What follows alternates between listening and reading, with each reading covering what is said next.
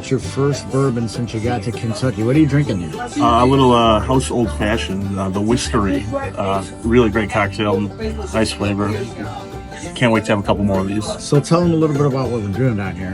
So we are here taking a group of people from La Bastille who bid on an auction to join us on a tour of Kentucky, Louisville, and a bunch of different distilleries. So just got here tonight, and we're heading out tomorrow to see about 3 or 4 distilleries, including Buffalo Trace, Bullet, and Old Forester.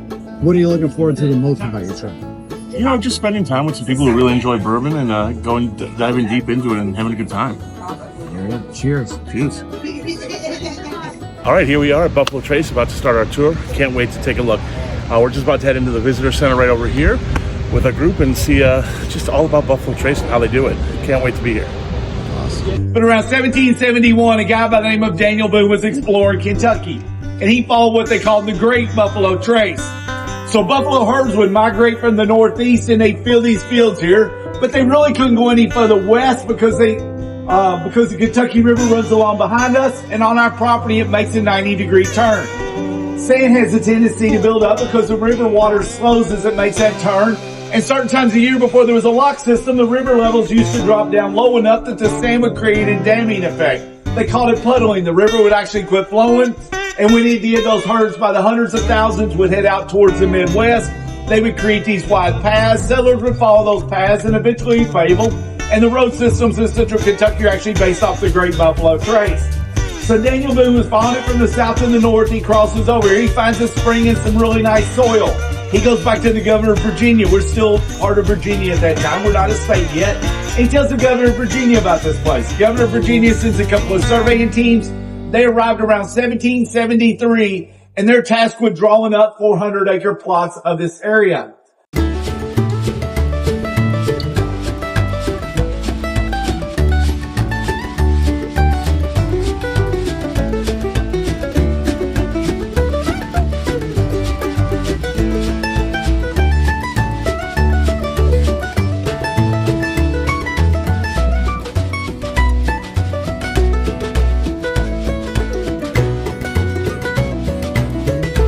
We're going to call it bourbon. You guys make it anywhere else, you're going to call it whiskey. It's not true. As much as I think it should be, Congress could care less what I think. They say it's got to be at least 51% corn. We have 3 mash bills, list of ingredients, then we create those 13 different products. Our mash 1 is our highest amount of corn, second ingredient is rye, third is malt barley. With mash bill 1, we produce Buffalo Trace, Eagle Rare, Stags, Taylors, Finchmarks, Old Charter. Mash 2, we're going to take a little bit of corn out. We're going to add a little more rye. Still about 51%, so it's still a bourbon. That extra rye, though, is going to make it a little spicier.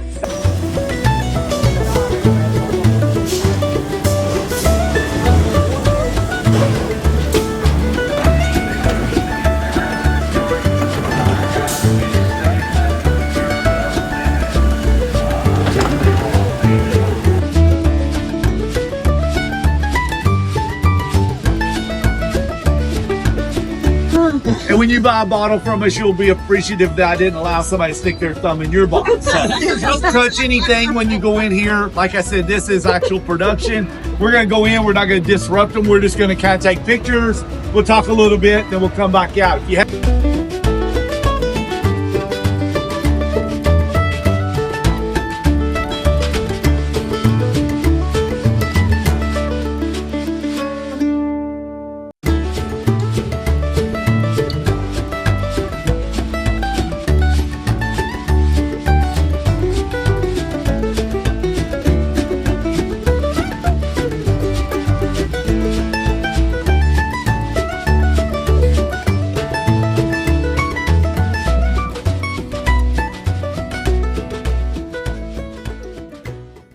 You know, a very interesting thing we learned here today, Buffalo Trace is the longest, oldest continuously operating distillery. They made it through Prohibition by saying they were medicine, which, don't get me wrong, I could use a little bit of that medicine right now.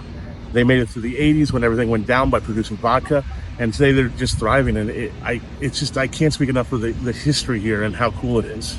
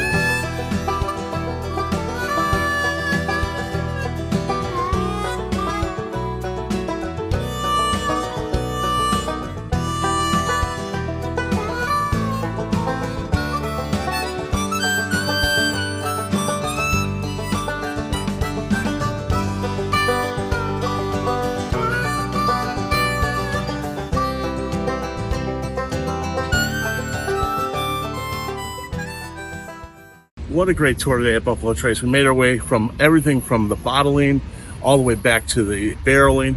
Really, really interesting tour. We actually saw them hand bottling Blanton's bourbon. Most amazing thing I've ever seen. 30 people in a row, each one doing one little thing. The tags on them, all still hand numbered, handwritten. Really, really cool. We were in the barreling room. We saw them dumping barrels, maybe snuck a little taste or two from there. Don't tell anybody. But just an overall great experience here at Buffalo Trace. And, you know, if you're down here, this can't be missed. One of the great places in Kentucky. Did you have a favorite from the tasting? Probably the Eagle Rare. You know, it's a classic 10-year age. Same mash bill as Buffalo Trace. That little bit more aging gives that beautiful like vanilla coconut note. And it's something you can't get a chance to taste all the time. So being here, tasting it, can't wait. Well, welcome back. We're here at Bullet Bourbon Distillery right now, enjoying a beautiful s'mores old fashioned. So I figured we'd have a little cocktail before we start our next tour here. If you remember, we came here with the students maybe about 8 months ago, and we wanted to bring our group down here to kind of really show them the difference between a really modern distillery and something that's kind of looking at tradition in Buffalo Trace. So we'll be walking our way through Bullet today and just trying their bourbon and seeing what they're doing with their barreling, their aging process, and how they're producing the whiskey, which is completely different than what Buffalo Trace does. So we're really looking forward to it. Cheers. Cool. Hi, good afternoon. My name's Brittany. I'm going to be the tour guide. That should be pretty obvious with the bullet shirt. The microphone, it would be really weird if I wasn't the tour guide. Right? Are you going to record me the whole time? No, just parts of That's fine. I was going to say, I'm like $40 if you're going to record me the whole time.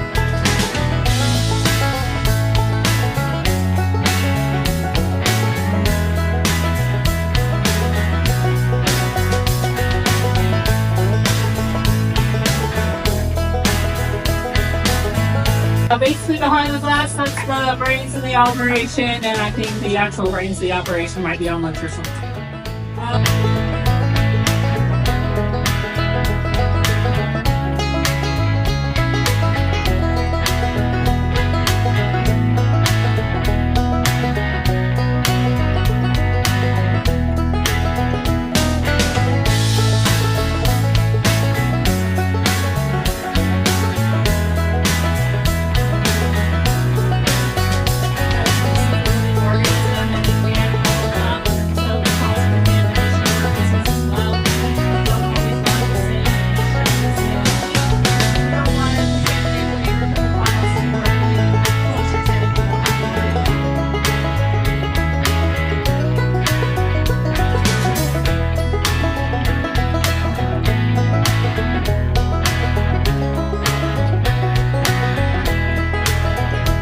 This is what separates the grain and liquid from your alcohol vapor.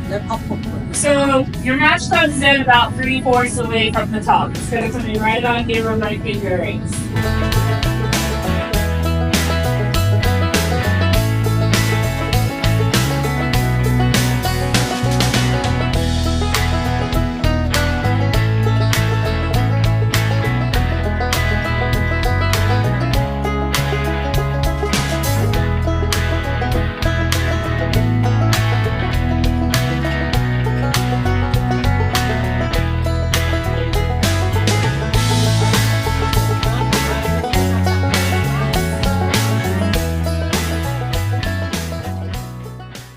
Hey guys, we're here at Woodford Reserve Distillery this evening or this afternoon.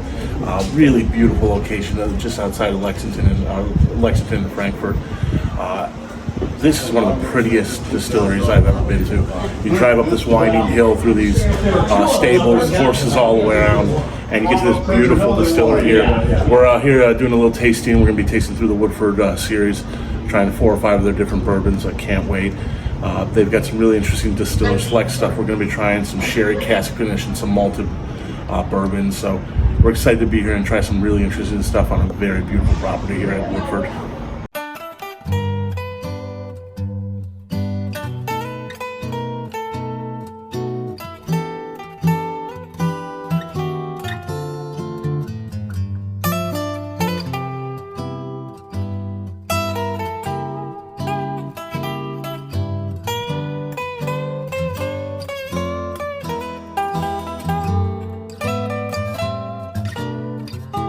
Woodford as a brand, very modern though. We've only been on the market since 1996. So even though we don't own that 212 years of history, really proud of it. We incorporate a lot of historical methods of making whiskey in with our modern practices. A couple things were put into place here that every distillery in the industry uses today, such as sour mashing. Everybody that's a sour mash whiskey uses Dr. Crow's method that he perfected here. He also invented a hydrometer that every distillery uses. So this is really a site of firsts and innovation. So we have 3 centuries of buildings on the property. As we're going down the road, you'll see, well, we've just passed 2 of the terracotta brick buildings. This is the 3rd one. This is the only one we still use. These were built between 1934 and 38 by the second owners, LeBron Graham. Now that one we use for shipping and receiving. We just may turn those up there into event space, but we just went ahead and built bigger warehouses since 2012. And those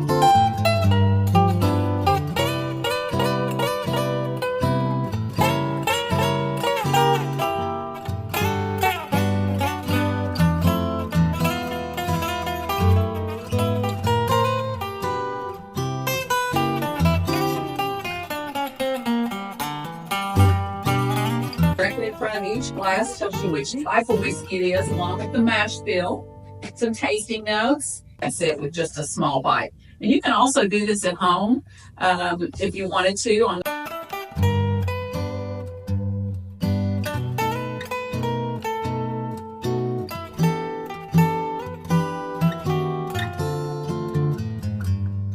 When you're toasting the barrel before you char it, you're basically just warming it up on the inside with radiant heat. As you warm it up, a lot of the natural sugars in the wood from the outside are pulled more to the inside.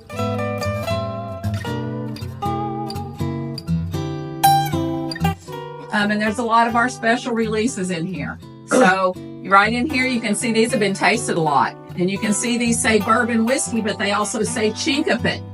Whereas our other bourbon whiskeys do not say that. So that's one of our special releases. That'll probably come out, I'd say, next spring. Because that's been in there since June of 16. So that's just a different type of oak than we normally use. It's not our typical American white oak. It's a Chinkapin oak grown in Kentucky. Are those 2 real special? Also, we just finished up our tour at Woodford and tasting, and I gotta say, I learned a lot about it. You know, the one thing we didn't realize was, or I didn't realize, was how they do the barrels. They use a toasting method where they toast it like a nice piece of bread, then char it just for a very, very small amount of time. And it really adds to the kind of toasty nuttiness of it. And I guess it's what really makes the bourbon what it is. So really excited to have tried that and can't wait to try something else. They did something that we normally don't do. They tasted the bourbon and a little bit of food with it. So you got a chance to taste the bourbon and then a complimentary flavor, whether it was like a butterscotch peanut, a little sesame cookie or some Parmesan. Just really played off the bourbon really nicely. It gave you a really better understanding of the flavors.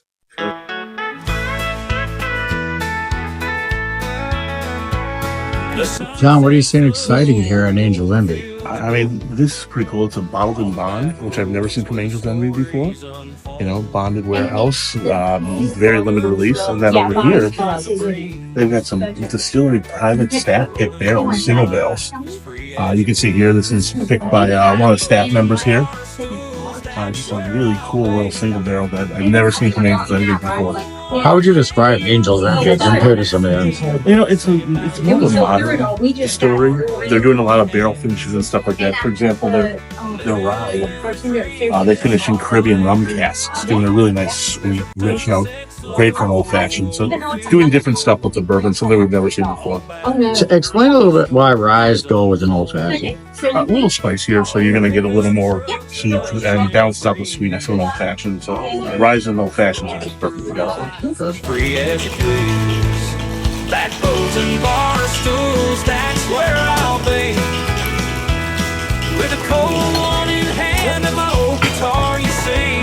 Singing about love and hard working hands. Living the dream. So right here we have a Angel's Envy rye daiquiri. So the rye is finished in Caribbean rum casks, which makes for like a good combination with the daiquiri style. Really tasty cocktail. Cheers. Singing about love and hard working hands. Hey guys, here we are today at Old Forester, right in the heart of Louisville. We're gonna take a little tour here and see what we learned. My first time here, so I'm excited to see what they have going on today. So join us a little bit later on and we'll fill you on what we found out.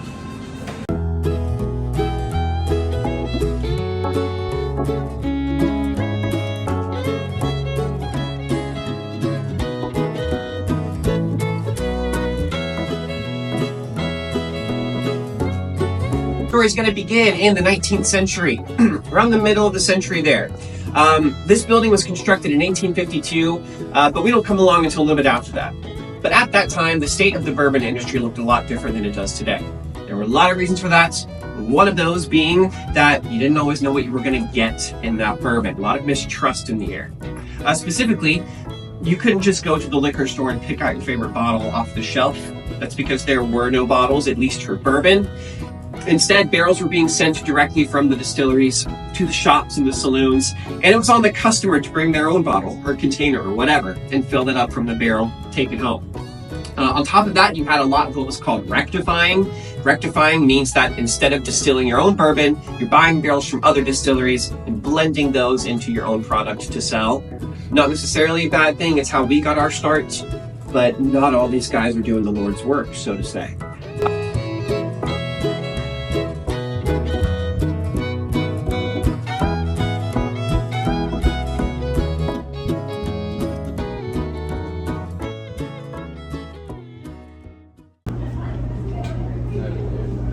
Our cooperage here. In this one on site, we can make around 4 or so barrels.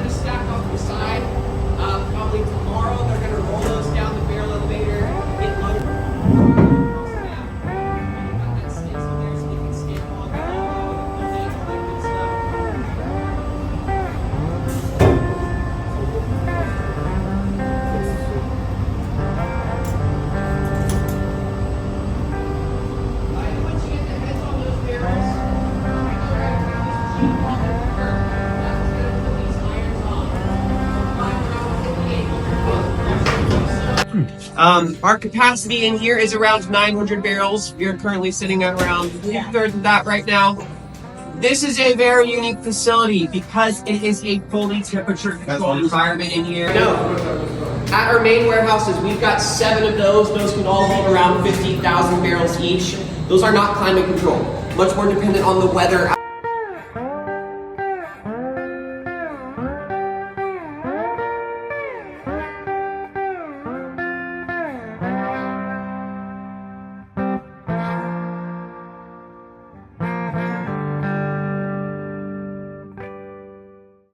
Hey guys, back once again for our final stop of our Louisville excursion. We're here at Willett today. So Willett is a really cool little distillery, very small batch. You know, we were at Buffalo Trace yesterday. They're doing something like 55,000 barrel warehouses. Here at Willett, you're lucky to get 10,000 barrels. They're doing 150 barrels a day only. So really small production, all hands on. We got a chance to walk through the whole facility, see it from start to finish.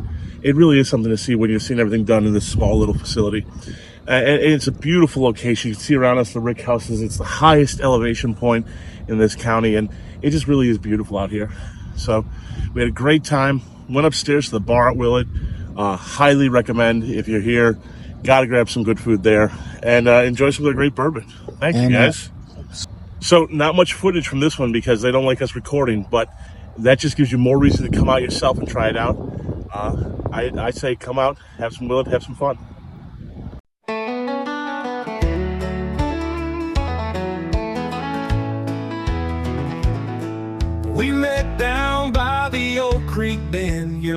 laughter danced through the willow trees. You wore that faded denim dress, and I felt my heart catching the breeze. We'd sit and dream by the Street, then throwing 5 shots at you and burning up your palate, sending you stumbling out the door. We're gonna pace ourselves, give ourselves some time to enjoy everything. world called me back home. Oh, I'm a country cowboy, rockin' man, chasing dreams in a far-off land. But every mile just leads me back to sweet love. It's the one thing I lack underneath